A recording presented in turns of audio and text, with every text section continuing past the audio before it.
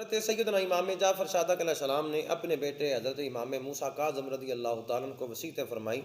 فرمایا بیٹا جو اللہ تعالیٰ کے دیے ہوئے رزق پر قناعت کرتا ہے اللہ تعالیٰ اس بندے کو غنی کر دیتا ہے، اور جو دوسروں کے مال پر نظر رکھتا ہے وہ زمانے کا محتاج ہو جاتا ہے. پھر آپ نے فرمایا کہ جو اللہ تعالیٰ کی تقسیم پر راضی نہیں ہوتا اللہ تعالیٰ بھی کبھی بھی اس بندے پر راضی نہیں ہوتا. پھر فرمایا بیٹا یاد رکھنا کشف حجاب الناس ان کشف عورات بیتہ.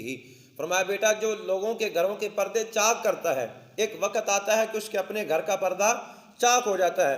اور فرمایا کہ جو بیٹا جو بندہ بغاوت کرتا ہے فرمایا وہ تلوار کے ساتھ قتل کر دیا جاتا ہے.